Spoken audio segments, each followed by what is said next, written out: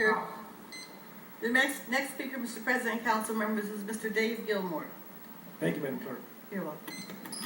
Good evening, council, members, public.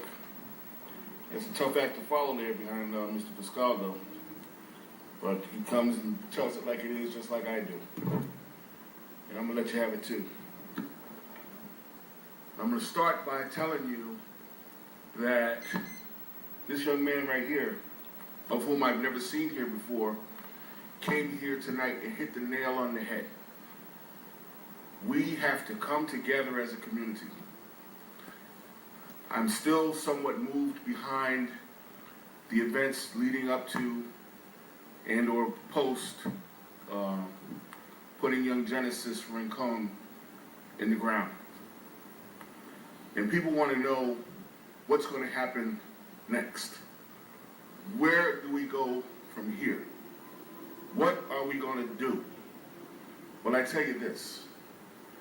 The reason why there was so much of an uproar and indignation and sadness and horror related to her innocence taken was because just that, she was only 12 years old.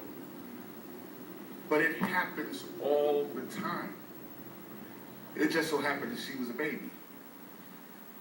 Our community is falling apart, and it's us that's letting it happen. And until we go after the core issues, nothing's going to happen. I was there. I remember when Tyron Franklin was gunned down and assassinated on Broadway. The two young men in the Citgo station. The young fellow around the corner there buying a gun. He had no business there, but he didn't have to have his life taken.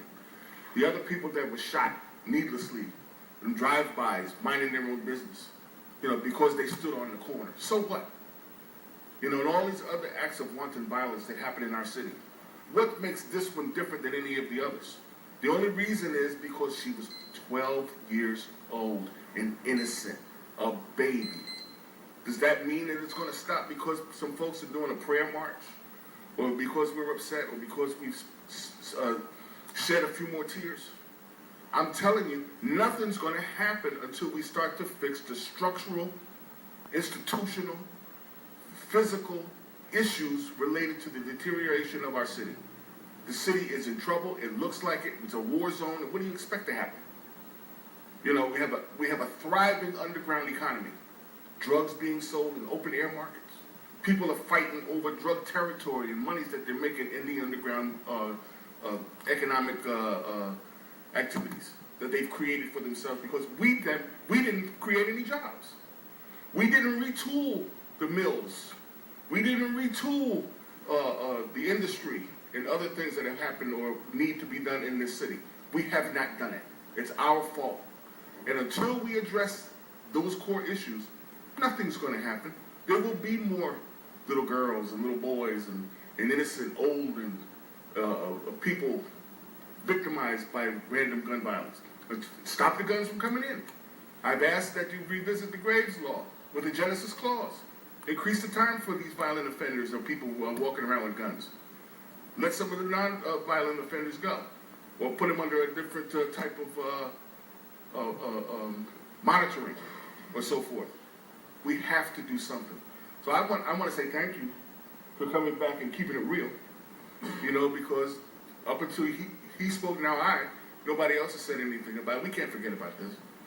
We have to continue to pressure and push the new administration, of which I'm sure he's going to be very amenable to that, getting things fixed.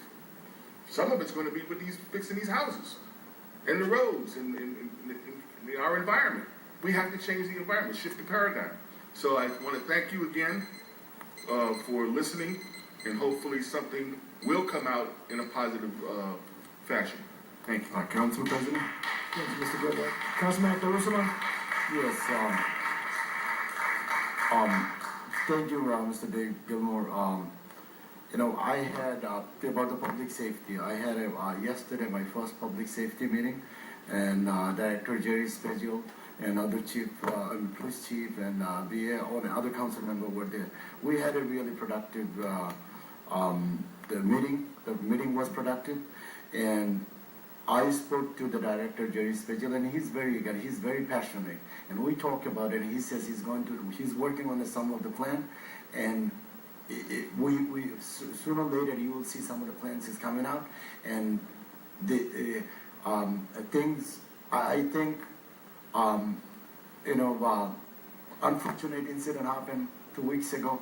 I mean, I don't see, every time I talk about Genesis, it's like, I look at her, listen, she's not African American, she's not Indian, she's not Bengal. She was just simply a child of God. And it's so, it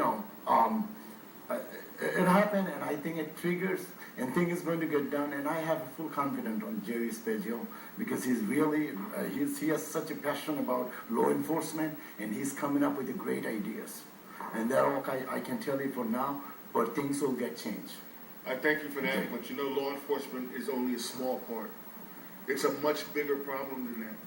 And if it doesn't have a job component and taking idle minds and people standing on the corners off the street, I mean, it's useless. And in the poor passing grades and outcomes and so forth, there's too many things. It needs a comprehensive plan. Just not going out locking people up, that's not going to do it. Mr. Gilmore, you just said right now that you would like to extend the penalty for carrying a gun to Absolutely. lock more people up, and now you're saying that we should lock more people up. That's not what I said. I said nonviolent offenders should be reconsidered for early release to make room for violent offenders against the gun laws. Yeah, if people want to shoot somebody, hold a gun to their head, rape them, break in their house, midnight burglaries and all that, they should go to jail forever as far as I'm concerned. But I'm just saying, increasing the policing and the presence and all that other stuff, as well as the exclusive remedy is not the answer. It's very comprehensive we have to talk about.